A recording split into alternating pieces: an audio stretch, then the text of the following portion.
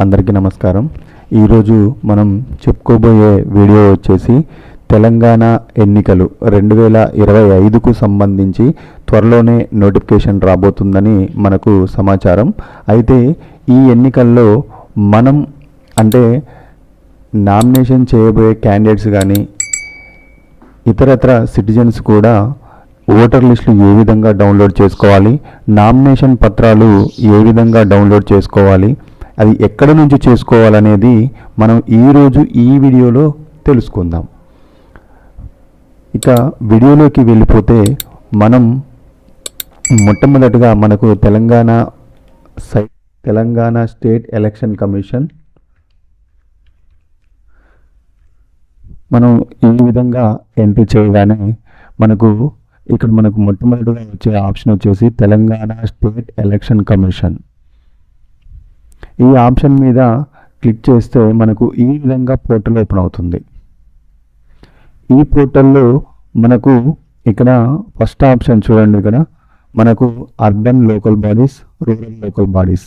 మనది అర్బన్ అంటే మన సిటీలకు సంబంధించి, రూరల్ అంటే మన గ్రామ పంచాయతీలకు సంబంధించి. ఓకే, మీరు ఇక్కడ లెఫ్ట్ సైడ్లో ఉన్న ఆప్షన్లన్నీ చూసుకోవచ్చు. ఇది ప్రతి ఒక్కటి కూడా మన ఎలక్షన్కి సంబంధించిన సమాచారం అంతా దీంట్లో అప్డేట్ అవుతూ ఉంటుంది. మనకు రూరల్ లోకల్ బాడీస్లలో ఇక్కడ గ్రామ పంచాయతీ అని ఉంది కదా, ఇక్కడ గ్రామ పంచాయతీ అని చూడండి. ఇక్కడ మనకు అఫీషియల్గా ఏమైనా గ్రామ పంచాయతీకి సంబంధించిన నోటిఫికేషన్స్ వస్తే మనకు ఇక్కడ అనేది డిస్ప్లే అవుతాయి. మీరు చూసుకోవచ్చు ఇక్కడ ఏ నోటిఫికేషన్స్ వస్తున్నాయి అనేది ఇక్కడ మనకు డిస్ప్లే కావడం జరుగుతుంది. ఇక్కడ చూడవచ్చు మీరు 25/2/2025 ఒక నోటిఫికేషన్ వచ్చింది.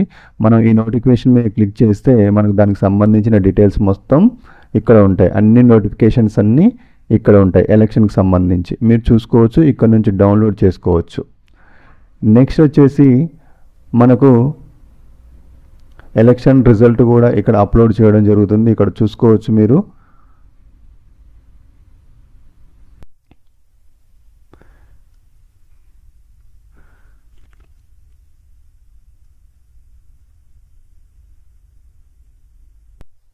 ఇక్కడ నోటిఫికేషన్స్ తర్వాత మనకు సర్క్యులర్స్ కానీ, ఆర్డర్స్ కానీ, నెక్స్ట్ ఇక్కడ మండల్ జిల్లా పరిషత్ అంటే ఇది ఎంపీటీసీ ఎలక్షన్లకు సంబంధించింది. ఎంపీటీసీ ఎలక్షన్కి సంబంధించి ఏమైనా అఫీషియల్ నోటిఫికేషన్స్ వస్తే దీంట్లో అప్లోడ్ చేయడం జరుగుతుంది. ఇది అఫీషియల్గా మనం చూసేది. మళ్ళీ నెక్స్ట్ ఇక్కడ హోమ్ బటన్ ఉంది కదా, ఇక్కడ హోమ్ బటన్ మీద క్లిక్ చేయండి. ఇక్కడ హోమ్ బటన్ మీద క్లిక్ చేస్తే ఇక్కడ క్యాండిడేట్ పోర్టల్ అని ఉంది. ఇక్కడ క్యాండిడేట్ పోర్టల్ మీద క్లిక్ చేయండి. ఇక్కడ క్యాండిడేట్ పోర్టల్ మీద క్లిక్ చేస్తే ఇక్కడ హ్యాండ్ బుక్ ఫర్ క్యాండిడేట్స్ అని ఉంది.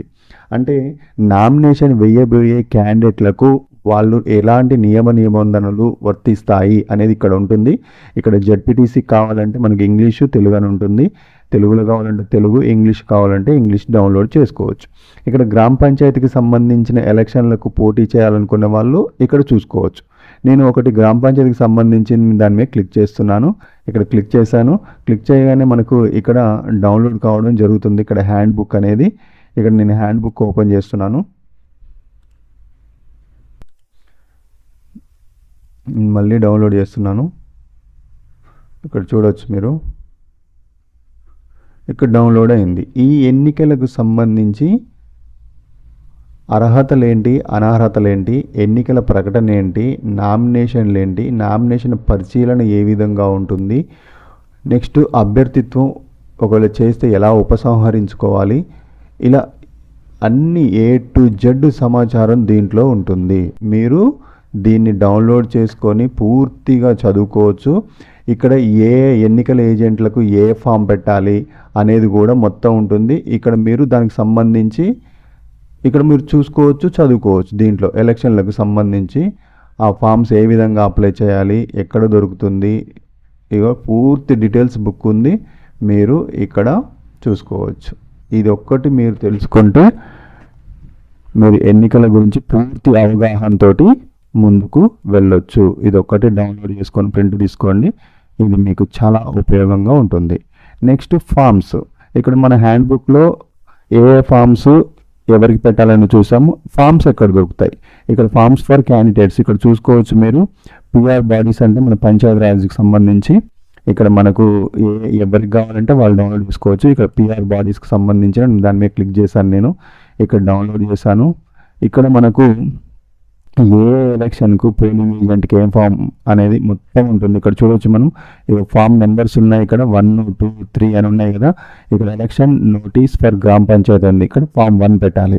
ఇట్లా ఏ ఫామ్స్ ఎవరెవరికి పెట్టాలి, ఫస్ట్ ఫామ్ 1 నుంచి ఉన్నాయి. ఇక్కడ మీకు ఫామ్ 1 ఏ ఫామ్ కావాలంటే ఆ ఫామ్ మీరు డౌన్లోడ్ చేసుకొని యూజ్ చేసుకోవచ్చు. ఎక్కడికి పోవాల్సిన అవసరం లేదు.